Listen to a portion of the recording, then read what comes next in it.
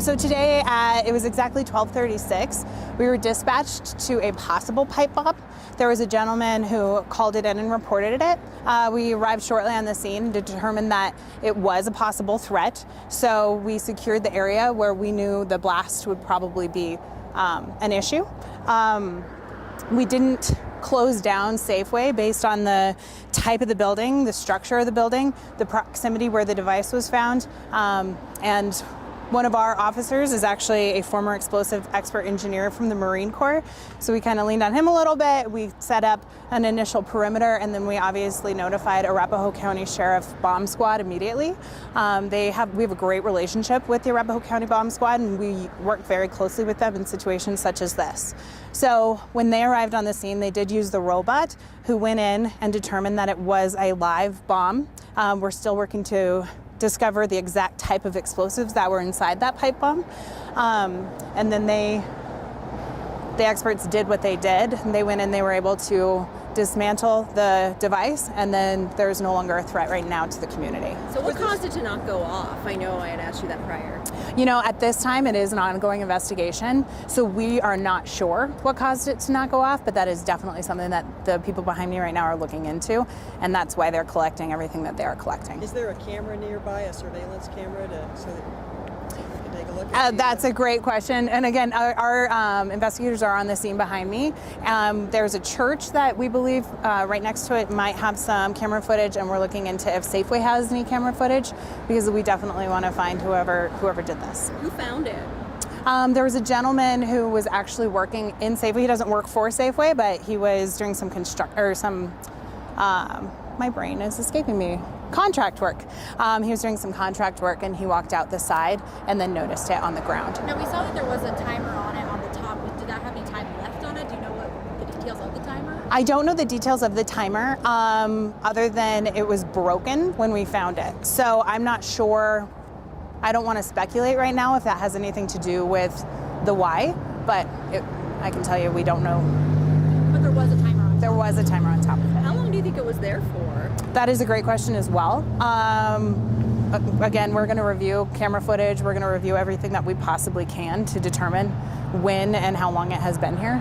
But that is something that's part of the ongoing investigation. I mean, it's scary to know that it was a real pipe bomb, but obviously the public was not threatened in any way if the stores were open. Correct. I mean, in the immediate blast area where you can see the type of structure that building is made out of, it was determined that when we saw that device, what kind of damage it would cause, and that's why we immediately secured that area. But that is also why we made the decision, because it's never our goal to disrupt. We want to do our job and keep everybody safe as possible, but we also don't want to disrupt the community if we don't have to, or local businesses. I don't understand if it's a live bomb. Will you explain that to me? If the timer was broken, but it was a live bomb, so it wasn't a failed bomb. Would you call it a failed? I don't know if I'd call it a failed bomb. Right now at this time, I'm just saying that it was a active pipe bomb. And what we mean by that is sometimes you'll find a device that is not actually an explosive device. A lot of times people feel the need to put something fake that looks like it might be a live bomb when it's not. And we do sometimes determine, this is not and was never going to possibly explode. Where this is but we treat it the same. So if we see something that looks like a pipe bomb, we're going to treat it like it is a live device. It is scary, though, that yes, we did discover it was an explosive device. It was a bomb. So obviously, whoever placed it there had the intentions of it going off.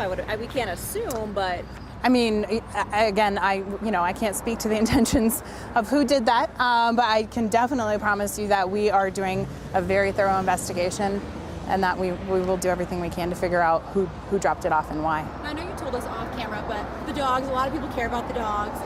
When they came in, why did you guys bring them in after the bomb was defused? Yeah, absolutely. So obviously, number one priority is safety.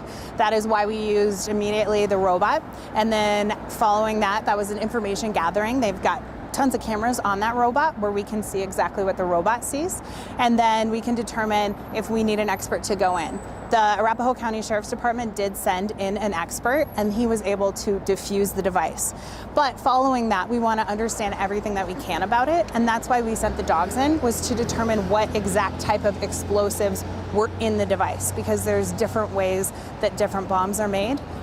So that's why the dogs are there. The dogs are also there gathering that information with our crime lab experts, because again, we're gathering as much evidence as we possibly can to catch the individual who did this. What happens now?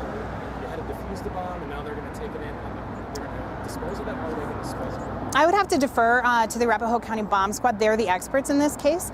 But one of them did tell me now that it's no longer a threat, they will take it to an off-site location where they can completely destroy it and make sure it's no longer a threat anywhere else. What kind of charges could the person, if caught, what can they face? Oh, that is a great question that I don't have the answer to right now, but I can definitely get back to you. And I'll be sending out a release as well, and I'll be happy to include that in there. Yeah. Safeway is going to be open normal hours the rest of the night. I believe so. I don't see a reason why not. What kind of damage, I mean, I don't know if you can speak to this, but what kind of damage can a pipe bomb cause? Yeah, honestly, I can't speculate on that just because I'm not a bomb expert. I just know that the Littleton Police Department treats everything very seriously, whether it's a fake bomb or a real bomb threat.